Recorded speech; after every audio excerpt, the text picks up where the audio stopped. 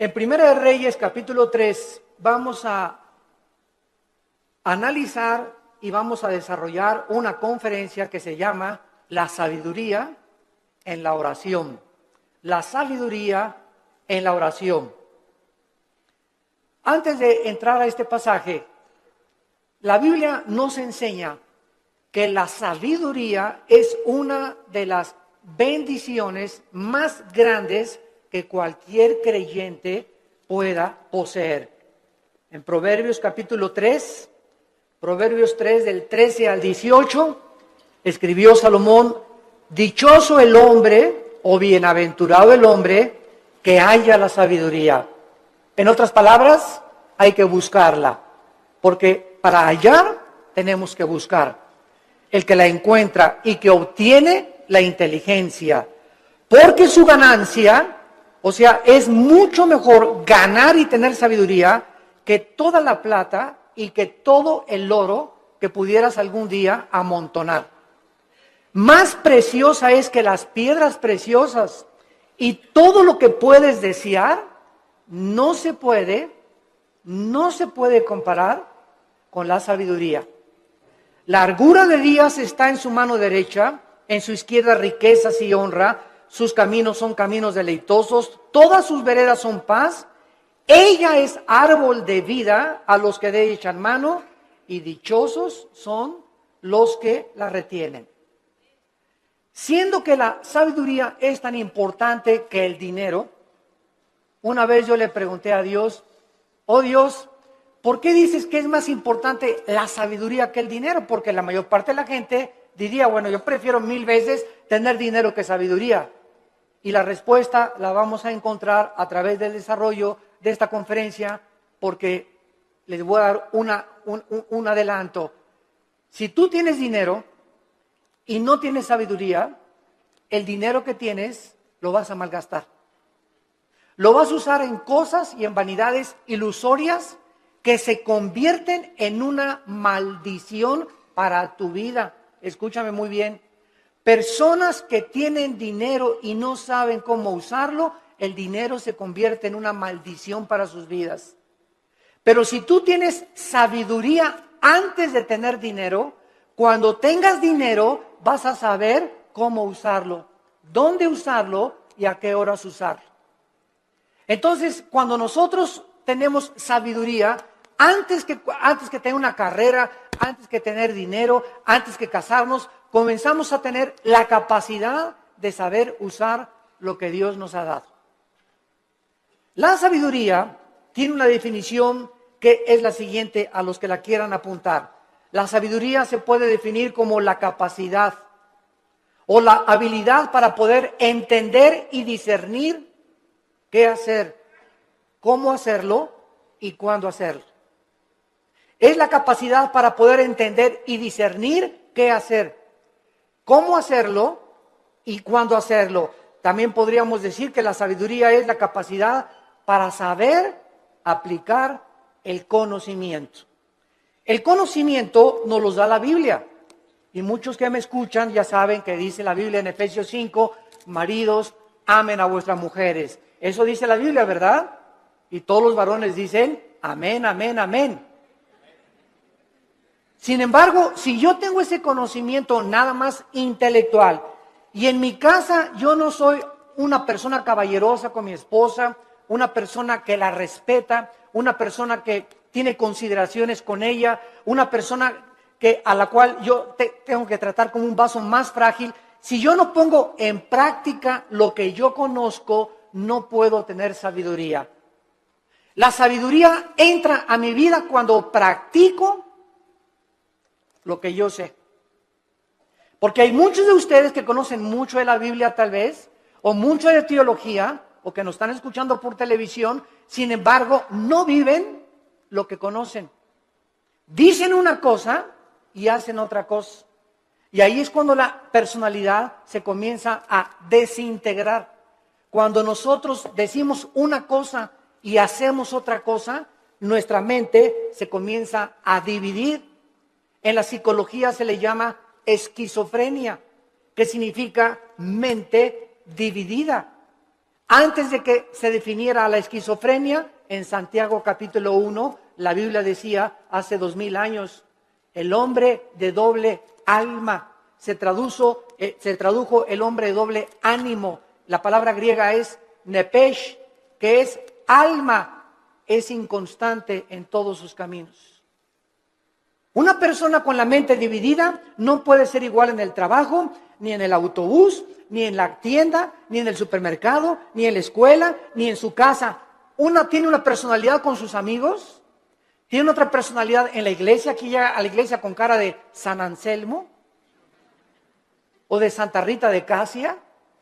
Tiene otra personalidad allá en su trabajo. Son personas que tienen 2 o 3 personalidades porque están desintegrados.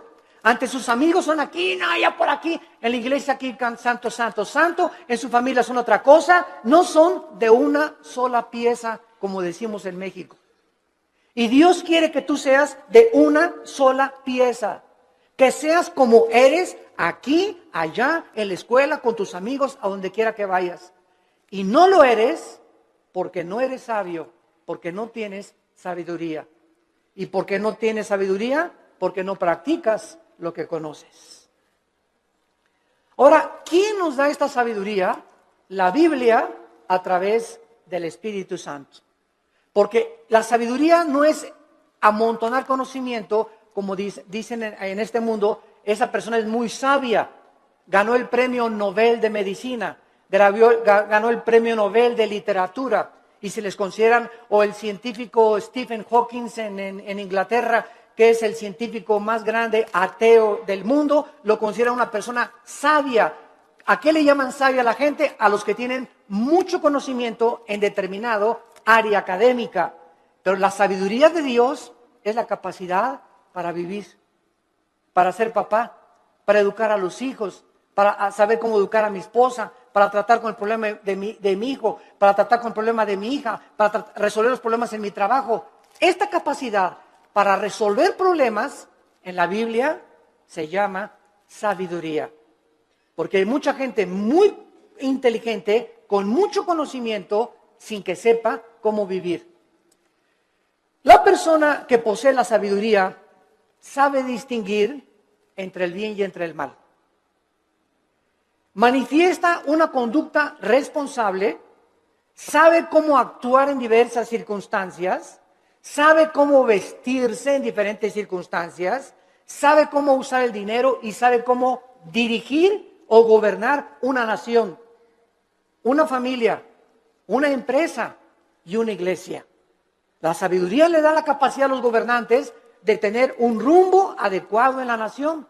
¿Qué es lo que vemos ahorita en el mundo? Un mundo de naciones, más de 200 naciones, con gobernantes, la mayoría sin sabiduría.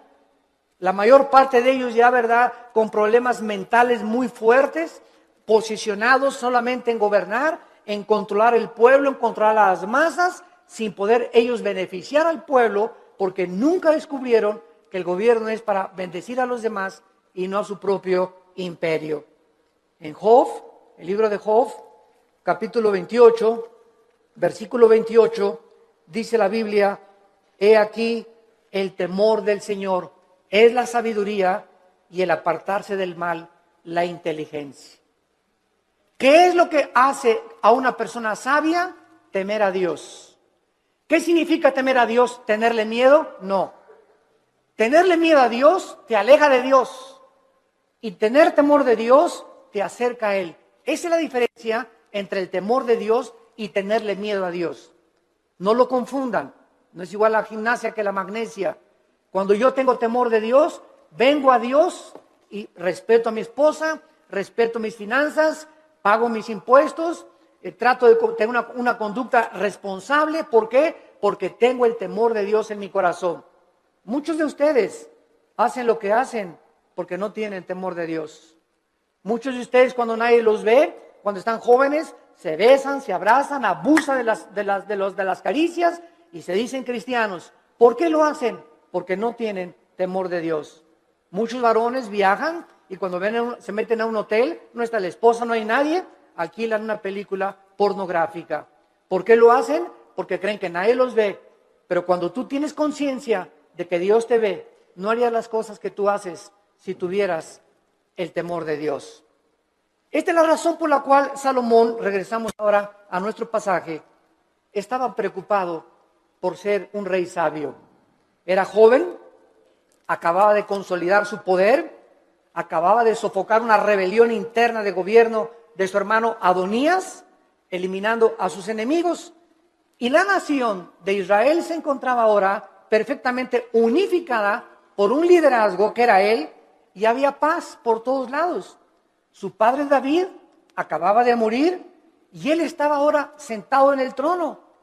Y Salomón, cuando está sentado en el trono, sintiendo su inmadurez, su incapacidad y su falta de experiencia, le pide a Dios sabiduría para poder discernir y poder gobernar a un pueblo tan grande. ¿Qué es lo que nosotros debemos hacer también cuando muchos de ustedes, jóvenes que me escuchan, se casan a los 23 años? Te casas, chamaca, a los 18 años, tal vez porque te embarazaste antes, o te casas a los 20 años de edad. Dices, ¿verdad? Dios mío, tengo 23 años y estoy casado. Y ahora tengo que trabajar y voy a tener que tener sabiduría para educar a mi esposa, para saber qué empleo poder tener, para saber cómo educar a mis hijos. Dios mío, reconozco mi incapacidad. Señor, reconozco mi inmadurez. Oh, Dios mío, ayúdame. Y cuando nosotros tenemos esa actitud de reconocer, Padre, ahora mi negocio creció, las iglesias crecieron, ahora tengo más hijos. Señor, no sé cómo manejar esto. Para eso está Dios, para darnos la sabiduría, la capacidad de saber qué hacer. Y no hablarle a Walter Mercado, ni a la doctora Corazón, ni al psiquiatra, ni al psicólogo, sino consultar en su palabra. Aquí en la Biblia se encuentran los consejos de la sabiduría y de la inteligencia. Esto es lo que Salomón adquirió cuando se sentó. Y vamos ahora a darle lectura al primer capítulo del primer libro de los Reyes, capítulo 3. Y vamos a ver en primer lugar algunas cosas que nos comienzan a vislumbrar el corazón de Salomón antes de entrar en el tema principal de la conferencia. Veamos en primer lugar en el versículo 1 el compromiso político y diplomático que Salomón comenzó a ejercer. Salomón hizo parentesco con Faraón, rey de Egipto, pues tomó la hija de Faraón y la trajo a la ciudad de David. Entre tanto que acababa de edificar su casa y la casa de Jehová y los muros de Jerusalén alrededor. Salomón, entrando a su reinado, inmediatamente supo que necesitaba a Egipto, que necesitaba a Siria, que necesitaba a Jordania, que las naciones de alrededor eran importantes para poder tener una buena relación política y diplomática. No quería la guerra. Entonces, Salomón, en aquel tiempo, los países hacían alianzas dando a la hija del rey al hijo del otro rey o al rey mismo. Entonces, los matrimonios en tiempos de Salomón eran por compromiso político. No necesariamente Salomón se enamoró de la hija de Faraón, tal vez ni la conoció, sino simplemente al ser la hija de Faraón de Egipto y casarse con Salomón, rey de Israel, Egipto e Israel hacían una unidad, hacían un compromiso a través del matrimonio. Es lo que significa la palabra hebrea parentesco en el versículo 1. No veo que muchos tengan sus Biblias en esta mañana. Trajeron el Calimán. La palabra parentesco es la palabra chatán en el hebreo. Chatán, que significa compromiso a través de un matrimonio político. Es la palabra que usaban para poder llevar a cabo los matrimonios políticos. Muy bien. Sin embargo, cuando Salomón adquiere el compromiso por política y diplomacia con la hija del faraón, Salomón estaba violando una ley que dice en el libro de Deuteronomio, capítulo 17, versículo 14, Deuteronomio 17, 14, que Dios había dado en el monte Sinaí a Moisés para los gobernantes. Dice Deuteronomio 17, versículo 14, cuando hayas entrado en la tierra que Jehová tu Dios te da, y tomes posesión de ella y la habites, y digas, pondré un rey sobre mí, como todas las naciones que están en mis alrededores, ciertamente pondrás por rey sobre ti al que Jehová Dios escogiere. De entre tus hermanos pondrás rey sobre ti. No pondrás hombre extranjero que no sea tu hermano, pero él no aumentará para sí caballos, ni hará volver al pueblo a Egipto, con el fin de aumentar caballos, porque Jehová los ha dicho, no se vuelvan nunca por este camino. Versículo 17, ni tomará para sí muchas mujeres. Dios siempre estuvo en contra, ¿verdad?, de la poligamia, siempre, siempre. El hecho que Salomón y el hecho que David hayan tenido varias mujeres no implica que era la voluntad de Dios, porque la voluntad de Dios es doble. La voluntad de Dios es permisiva y la voluntad de Dios es directiva. Dios te da permiso de que te cases con ese roto quintopatiero. Dios te da permiso de que te hagas socio de esa persona que no es cristiana. Pero no significa que al permitirte Dios que hagas lo que hagas, no significa que era su voluntad que te casaras con ese muchacho o con esa muchacha, porque lo hiciste encaprichado en hacer algo y Dios nos deja que nosotros recojamos las consecuencias de lo que hemos arado y de lo que hemos sembrado. La cosecha es de nosotros, pero no significa que era la voluntad directiva de Dios. La voluntad directiva de Dios es: yo tengo para ti una mujer que te va a ser fiel, que va a ser la mujer de tus hijos. Espera el tiempo en que yo te la traiga. Si tú te impacientas, te casas con la equivocada y te va como infierno. Y después cuando te cases, pues es que Dios, si hubiera querido, hubiera impedido que me casara con Chencho. ¿Sabes una cosa? Dios te dejó que te casaras con Chencho y claro que lo podía impedir, pero si lo hubiera impedido, hubiera violado tu libertad, el libre albedrío. Y ya no seríamos, ¿verdad?, personas, agentes morales, seríamos robots y seríamos títeres de un Dios que Él hace lo que Él quiere. Y Él nos ha dado el libre albedrío para que seamos responsables de las decisiones y las consecuencias que las decisiones que hagamos vamos a recoger. Vamos a ver después cómo acabó Salomón precisamente por estas decisiones equivocadas que llevó a hacer. En segundo lugar, dice el versículo 2 que hasta entonces, o sea, hasta el tiempo de Salomón, el pueblo sacrificaba en los lugares altos, donde regularmente los paganos hacían los sacrificios. Y Dios nunca quiso que Israel sacrificara en los lugares altos, pero hasta que Salomón acabó el templo y se ofrecieron sacrificios en el lugar donde Dios quiso que se ofrecieran, Dios permitió que se llevaran a cabo sacrificios en los lugares altos. Dice el versículo 2, porque no había casa edificada al nombre de Jehová hasta aquellos tiempos. Salomón tenía una capacidad, en segundo lugar, como constructor. Si ustedes leen todo el primer libro de Reyes, es increíble la arquitectura, la hermosura de la decoración del templo de Salomón, de los cuadros que mandó traer. Tenía 12, su trono tenía leones de oro en las escaleras. Su trono donde Salomón se sentaba era de oro puro.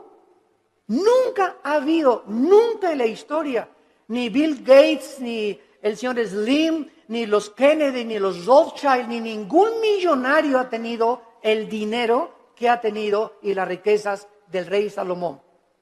Pero al mismo tiempo que Salomón ha tenido las riquezas inimaginables que cualquier persona haya podido alcanzar, ni los árabes tampoco, ni los sheiks en Arabia, Salomón al mismo tiempo, vamos a ver, era el hombre más sabio de toda la historia que ha existido. El hombre más sabio, imagínense, tenía millones de billones de riquezas y al mismo tiempo tenía la sabiduría que al final de su vida la hizo a un lado y pues ya es otro cantar, ¿verdad? Él se aparta de Dios, apostata y después regresa a Dios y escribe el libro de Eclesiastés, que es el compendio de sabiduría después de Proverbios más grande de toda la Biblia, el libro de Eclesiastés. Muy bien, ahora sí, vayamos a comenzar a analizar esta oración que Salomón, consciente de su inmadurez, comienza a hacerle a Dios. Dice el versículo 5, y se le apareció Jehová a Salomón en Gabaón. Se le apareció Jehová a Salomón en Gabaón. ¿A cuántos de ustedes se les ha aparecido Dios? Todos podemos decir, ¿verdad? A ninguno. Pero esto es una verdad parcial, porque cada vez que hables la Biblia, se te aparece Dios. Ya no tenemos manifestaciones visibles de Dios, ni audibles como en los tiempos antes en el Antiguo Testamento. Pero ahora nadie puede decir, bueno, si a mí se me aparecía Dios, ¿sabes una cosa?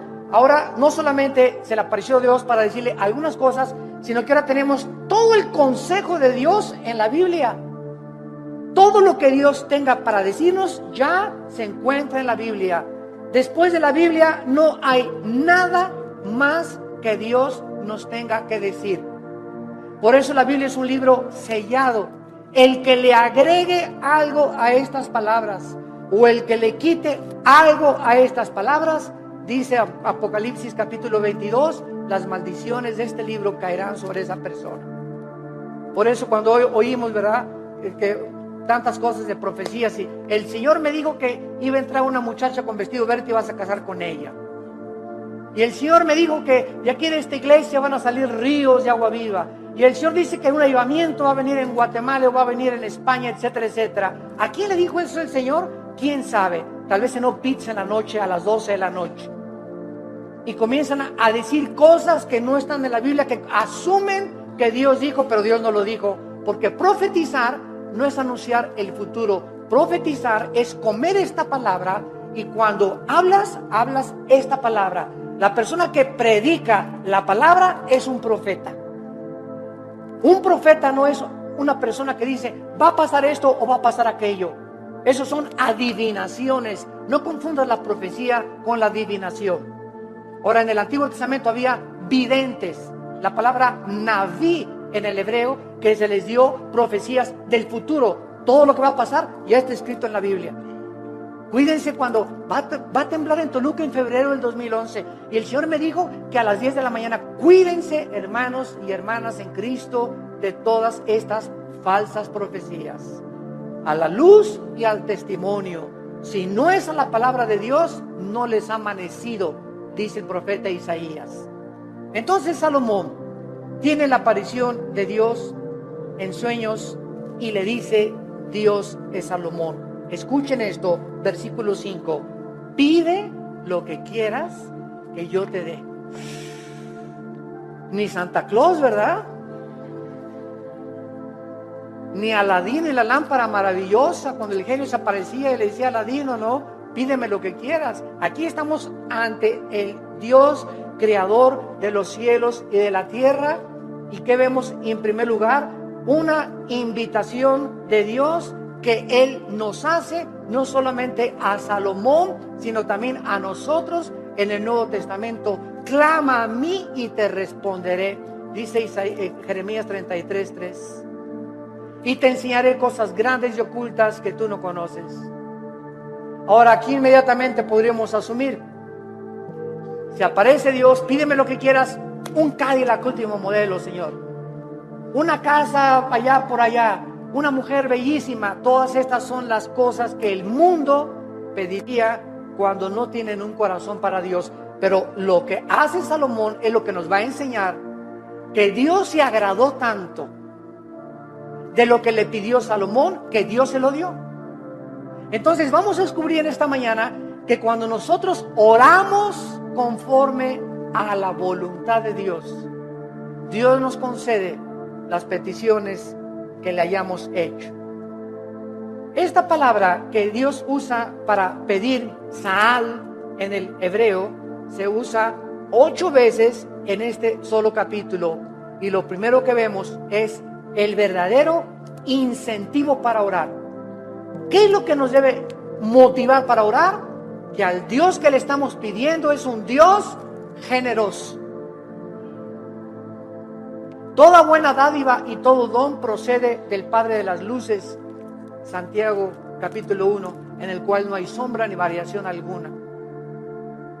Y el que tenga falta de sabiduría, Santiago capítulo 1, el que tenga falta de sabiduría, pídasela a Dios que se dará sobreabundantemente. Efesios 3:20, y aquel que es poderoso para hacer todas las cosas mucho más abundantemente de lo que le pedimos o ni siquiera nos imaginamos, según el poder que actúa en nosotros. Esto es muy importante porque mucha gente, yo he conocido, que dicen: ay, Señor, Señor, por favor, y creen que Dios está por allá lejísimos, ¿verdad? Y te pido, Señor, y gritan y se tiran y se revuelcan en el piso, etcétera, etcétera, y lloran. Y dice Efesios 3:20 que lo que le pedimos a Dios lo responde de acuerdo al poder que está afuera o adentro. ¿Perdón? Según el poder que actúa dentro de nosotros. Entonces, dentro de nosotros está el Espíritu Santo. Yo solo tengo que hincarme en el secreto de mi oración y entrar en comunión con Dios, y Él me está oyendo, Él está dentro de mí, y no tengo que buscar manifestaciones de Dios externas, porque el poder está dentro de mí.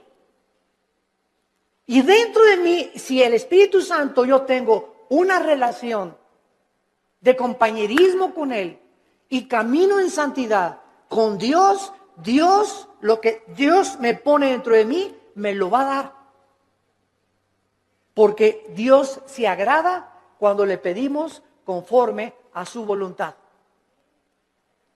Aunque nosotros no somos reyes ni gobernantes como Salomón, con el mismo nivel de responsabilidad que tenía Salomón, ¿acaso no es al mismo Dios al que se acercaba Salomón en el Antiguo Testamento en oración? En Primera de Juan capítulo 5, en el Nuevo Testamento, Primera de Juan capítulo 5, versículo 14 y 15, dice la Biblia: y esta es la confianza que tenemos en Él. Cuando comenzamos a orar, si no hay esa confianza en ti, no ores. Porque el que se acerca a Dios es necesario que crea que Dios existe. Esta es la confianza que tenemos en Él, que si pedimos alguna cosa conforme a su voluntad, conforme a lo que Dios quiere para nuestra vida, Él nos oye. Si yo tengo un niño de 10 años y me dice: papá, cómprame un BMW, ¿se lo voy a comprar? Ay, papá, no me quieres porque no me compras un reloj Rolex de oro. Chamaco de 15 años, pirruris. ¿Por qué no se lo doy? Porque no es que yo no ame a mi hijo, claro que lo amo a mi hijo. Pero no se lo doy porque no puede él todavía llevar tantas alhajas en su cuerpo, ni tener un coche último modelo a los 15 años, porque le hago un mal más que un bien. Ahora, si él comienza a conocer, si mi hijo tuviera la sabiduría a los 10 o 15 años de conocer que él no tiene la madurez para poder usar las cosas que él quisiera, no me pediría eso. Entonces me diría: papá, dame un reloj conforme a lo que tú crees que debo de usar. Dame un coche, conforme el coche que tú quieras, dámelo. Ya no le pediría un Cadillac, sino: Señor, lo que tú me quieras dar. Entonces, es importante que nosotros sepamos cuál es la voluntad de Dios para nuestras vidas. ¿Y cómo la puedes saber? Leyendo la Biblia. ¿La lees diario? ¿La memorizas diario? Este año, si te pasara aquí al frente, a ver, pásala aquí, Pancholín. ¿Cuántos versículos ahorita, dinos de memoria a toda la iglesia, o cuántos capítulos de la Biblia memorizaste en el año 2010? ¿Te sabes el Salmo 23 de Perdis? ¿Te sabes de Perdis el Salmo 91? ¿O nada más sabes Juan 3:16? De tal manera amó Dios al mundo que dio su Hijo unigénito. ¿Cuántos versículos memorizas a la semana? Si tú no memorizas la palabra de Dios no la puedes guardar en tu mente. Si no la guardas, no la puedes meditar. No puedes pensar en ella, murmurarla, reflexionar en ella, ponderar en ella, porque necesitamos memorizarla, masticarla, asimilarla y guardarla en nuestro corazón. Y ahí se queda, y largura de días y años de vida y paz te aumentarán, y la sabiduría comenzará a manifestarse en tu vida. Hermanos, el cristianismo no es venir aquí solamente el domingo, de 9:30 a 11 de la mañana, o de 12 a 3 o al servicio a la iglesia que tú vayas. El cristianismo es creer lo que Dios dice. Josué de día y de noche medita en este libro de la ley, le dijo Dios en Josué 1:8 y 9, para que prosperes. Ay, hermano, no salgo de perico perro. Y en el 2010 no me alcanzó ni para la colegiatura, no tengo ni para el aguinaldo, no tengo esto, no tengo aquello. Y Dios te pregunta, ¿y por qué si tienes un padre millonario? Es como el que estaba sentado ahí en la banqueta sin zapatos y con un taquito y nada más así. Y llega una persona, ¿y quién eres tú? Soy hijo del rey de Inglaterra. ¿Y por qué estás ahí sentado en la banqueta? Y traía el muchacho una chequera aquí. Pues porque no creo que mi papá me vaya a lo que me tenga. Mira, la chequera la tienes en blanco y tu papá te dio la chequera en blanco para que pongas la cantidad de los cheques que tú quieras. No tienes por qué estar como un limosnero pidiendo en la calle. Y la chequera es la Biblia. Tenemos la chequera de Dios para que la guardemos aquí en nuestro corazón y no andemos ahí mendigando ni causando lástimas. Tenemos un Padre que nos quiere dar todo, pero ¿por qué no nos los da? Porque le pedimos conforme a nuestros gustos. Le pedimos cuando lo necesitamos, cuando tenemos una tragedia, cuando viene un problema moral, cuando nos enfermamos, cuando estamos en el hospital. Señor, ayúdame. Señor, te pido, amiga, se fue a mi casa. Ayúdame con este negocio. Y ya no tengo dinero y no me alcanza, pero los días anteriores, los meses anteriores, ¿has tenido compañerismo con Él? ¿Lo has amado con todo tu corazón? ¿Eres santo? ¿Amas a tu esposa? ¿Bendices a tus hijos? ¿Les enseñas la palabra de Dios a tus hijos? ¿Eres honesto en tus negocios? Entonces Dios no puede darte, porque el que es infiel en lo poco, en lo mucho lo es. Si Dios te bendijera y te diera y te ayudara, te echaría a perder, porque no tienes la sabiduría para vivir y tener lo que Dios te quisiera dar. Reflexionen y mediten en esto profundamente, santos de Dios. A continuación, dice el versículo del 6 al 8, no solamente que tenemos el incentivo para orar, la generosidad de Dios. Ahora veamos el fundamento de la oración, la seguridad de que Dios nos va a oír. Dice el versículo 6 y 7, 1 Reyes capítulo 3, y Salomón dijo, dame un Cadillac, hazme un millonario, dame $1,000,000 y le doy $500,000 de ofrenda a la iglesia. Es la oración de casi todos los cristianos. Bendíceme, Señor, si me das 5 millones de pesos, te prometo que le doy 3 millones de pesos a la iglesia. Entonces una cosa, ¿cómo tienes ahorita en el bolsillo? Pues ahí tengo como unos 5,000 pesos. Primero sé fiel con los 5,000 pesos antes que me pidas 5 millones de pesos. Y si no has sido fiel con lo poquito que te he dado, tampoco lo vas a hacer cuando yo te lo dé. A mí no me ves la cara, dice el Señor. Dios no puede ser burlado. Entonces tenemos que entender eso, ¿verdad? Vean ustedes ahora, cuando Dios le dice a Salomón, pídeme lo que quieras. ¿Por qué Dios le concedió a Salomón lo que le concedió? Salomón le contestó, en primer lugar, tú hiciste gran misericordia a tu siervo David, mi padre. En primer lugar, recuerda, antes que nada, antes de pedirle, recuerda lo que él había hecho con su padre anteriormente. Dice a continuación, porque él anduvo delante de ti en verdad, en justicia y con rectitud de corazón para contigo. En segundo lugar, recuerda que su padre recibió de Dios lo que recibió porque David anduvo en integridad. ¿Qué es integridad? Hacer lo que nosotros decimos. Vivir lo que nosotros predicamos. Si tú predicas una cosa y vives otra cosa, no eres una persona integral, íntegro. Te estás desmoronando, te estás desintegrando, tu mente se está dividiendo y se puede dividir en 2 partes, en 3 partes, hasta en 4 partes. Y después los psicólogos entran y dicen, desórdenes múltiples de la personalidad humana. Personas que tienen hasta 5 personalidades y que se consideran como psicópatas, que ya tienen que ser internados en un hospital para enfermos mentales, que nunca su problema fue el problema mental, su problema fue que nunca resolvieron sus pecados pasados. No quisieron oír la voz. La misericordia que le tuviste a mi papá, yo estoy sentado aquí, yo no merezco estar sentado aquí. Lo estoy por causa de la misericordia que tú tuviste para con mi padre. Y esto es algo muy importante porque muchos de ustedes están donde están por las oraciones de tu mamá, por las oraciones de tu padre, tal vez las oraciones de tu abuelo que tú no llegaste a conocer. Pero Dios nos ha prometido, la generación de los justos será bendita. La generación de los justos será bendita y sus hijos heredarán la tierra. Salmo 112, 1 y 2. ¿Qué significa esto? Que aunque tengamos nosotros todavía hijos que vemos que no vienen al camino, yo conozco muchos grandes hombres de Dios, muchos misioneros que murieron y sus hijos no eran cristianos y se salvaron después de que se murieron los papás. Pero Dios cumplió su palabra. Entonces, el hecho que muramos y no alcancemos a ver a muchos de nosotros, a todos nuestros hijos salvos, no implica que Dios no va a cumplir su palabra. Dios va a cumplir su palabra y nuestros hijos son benditos. Y aunque ahorita pertenezcan muchos al diablo, Dios los va a arrebatar de sus garras. ¿Y sabes por qué? Por la misericordia que Él tiene con nosotros, sus padres, que caminamos con Él.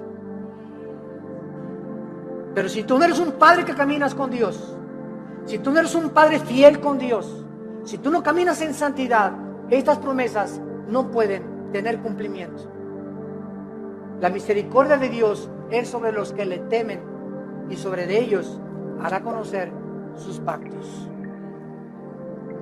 Y vemos enseguida cuando le dice Dios, cuando le dice Salomón en el versículo 6, finalmente, tú le has reservado esta misericordia en la que le diste, hijo, que se sentase en su trono, como sucede en este día. Vemos la fidelidad de Dios de una forma maravillosa. Y dice la Biblia en el versículo 7, ahora pues, Jehová Dios mío, o sea, habiendo reconocido Salomón la misericordia que Dios tuvo para con su padre y el hecho que él esté donde está, que lo hacía indigno, tú me has puesto a mí, tu siervo, por rey en lugar de a mi padre, y yo soy joven y no sé cómo entrar ni salir, y tu siervo está en medio de tu pueblo, al cual tú escogiste, un pueblo grande que no se puede contar ni tampoco enumerar. Salomón finalmente comienza a orar porque al recordar la misericordia con su padre, sabe que lo que Dios dice lo cumple. ¿Qué hace que nosotros oremos? La fidelidad de Dios. Dice en Efesios 3:20, y aquel que es poderoso para hacer las cosas mucho más abundantemente. Tú le pides a Dios algo, lo que Él te va a contestar es mucho más allá de lo que tú te imaginaste que te iba a contestar. Yo recuerdo, les conté hace algún tiempo, en 1977-78, yo comencé a entrar al ministerio de tiempo completo. Yo trabajaba en un hotel en Acapulco, el hotel que es ahora el Emporio Prego el Continental, estaba de gerente general del hotel. Y cuando entro en el 77-78, me fui de misionero con unos misioneros norteamericanos.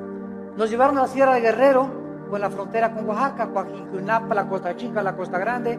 Todo eso anduve 3 años de misionero. Y en toda esa época de misionero, pues llegaba a mi casa y Alan estaba chiquito y comíamos mangos, comíamos frutas, no teníamos para comer, porque me daban un cheque de $50 a la semana, o sea, $200 al mes, solamente no se alcanzaba para comer víveres. Vivíamos en un bungalito por pie de la cuesta en Acapulco, y lo único que teníamos en la casa era colchones, no teníamos estufa, no teníamos nada, una parrilla eléctrica. Ahí cocinábamos el pescado que yo iba a pescar, ¿verdad? Al mar. Entonces, durante todo ese tiempo, Dios me mostró su fidelidad. Nunca nos faltó pescado, nunca nos faltaron mangos en los árboles, ni tampoco manzanas. y peces, aventaba el anzuelo y a las 2-3 horas agarraba 3 o 4 huachinangos y grandes peces, y comíamos ostras, y comíamos las cucarachas que se pegaban en las piedras. Me bajaba a bucear y las raspábamos así con limoncito, ¿verdad? Ricas así, y eso es lo que comíamos por 3 años. Hasta 1985 pasaron 8 o 9 años de mi ministerio cuando por primera vez compramos un refrigerador. Compré una lavadora de esas que vendían en Salinas y Rocha, de esas que chun chun que hacen así, para acá y para atrás. Las señoras ya saben cuáles son, ¿verdad? Así es, las lavadoras antiguas. Pagué como 3 años en pagarla, y hasta el 85 me regalaron una camioneta combi usada con 80,000 kilómetros, y en esa nos transportábamos después de tantos años de caminar y conocer a Dios. Entonces Dios es fiel, pero Dios no te da las cosas así. Entonces tú no vas a recoger nunca en la vida lo que nunca has sembrado, en lo que nunca has trabajado. ¿Quiénes son los que poblan las cárceles? Almoloya, el reclusorio, personas que creyeron que sin trabajar, sino quitándole el dinero o vendiendo algo rápido, droga, podían obtener ganancias inmediatas, y tarde o temprano acaban en esas cárceles. Porque la Biblia dice: ganarás el pan con el sudor de tu frente. Y todo lo que es fácil y lo que es barato no tiene la bendición de Dios. Dinero mal habido será maldecido. Es una ley inexorable espiritual. Salomón, pues, comienza a decirle a Dios: yo soy joven, no sé cómo levantarme, no sé cómo gobernar, no tengo la madurez, y quiero, por favor, Señor, versículo 7, que me des a mí, versículo 8, la capacidad para poder gobernar. Cuando Dios le dijo a Salomón: pídeme lo que quieras, Dios estaba probando el corazón de Salomón. Y cuando venimos en oración y le pedimos a Dios, de la abundancia de las palabras, de la abundancia del corazón, habla la boca. Lo que tú le pides a Dios denota y manifiesta lo que realmente quieres en tu corazón. Y vamos a ver el gran secreto de por qué Dios le contestó esta oración. En el versículo 7 y 8, Salomón reconoce que él no tiene la capacidad de gobernar un pueblo tan grande, ni numerarlo por tanta y grande multitud. Su principal capacidad de la cual él comienza a reconocer es que él necesitaba una cosa importante. Versículo 9, dale, es lo primero que Salomón le pide: dame un corazón entendido. Por favor, la palabra entendido es shama, que significa oír o escuchar. Vamos a ver, vamos por orden, esto es muy importante, síganme con cuidado. Dame un corazón que sepa escuchar a la gente. Es lo que significa entendido. Shama viene de la palabra hebrea shema. Cuando dicen Deuteronomio 6, Shema Yisrael Adonai Elohim Adonai Echad, se tradujo: oye Israel, Jehová tu Dios uno es. Shema, oye. Shama aquí es escuchar. Dame un corazón shama, que sepa escuchar. Ahora dice el versículo 9, que sepa escuchar para juzgar a tu pueblo y para discernir entre lo bueno y lo malo. Vean ustedes con cuidado lo que Salomón está pidiéndole a Dios. Señor, permíteme presentarme ante tu pueblo. Supongamos que ustedes son el pueblo de Dios, y un gobernante necesita oír. Un pastor necesita, para dar consejería, oír. Pero cuando nosotros oímos, y muchas veces lo que los gobernantes oyen del pueblo, no siempre es la verdad, ¿correcto? Porque ve una señora: y mi esposo esto y el otro, y bla, bla, bla, bla, y bla, bla, bla, bla. Y el pastor o el cristiano que oye a la esposa y asume que la esposa tiene razón sin haber oído la otra parte, al esposo, es una persona sin inteligencia ni tampoco discernimiento. Entonces, no creas todo lo que la gente te dice. Y ya supiste que fulano y tal, bla, bla, bla, bla, bla, bla, bla, bla, bla. Y ya supiste que fulanita la vio la noche y bla, bla, bla, bla, bla. Y ya viste lo que se dijo ese pastor que bla, bla, bla, bla, bla, bla. Ten mucho cuidado cuando tú oigas y asumas que lo que te están diciendo es verdad. Entonces, ¿qué necesitamos para saber si lo que nos están diciendo es verdad o no es verdad? Necesitamos discernimiento. Y el discernimiento es una capacidad que el Espíritu Santo da para poder distinguir entre el bien y entre el mal.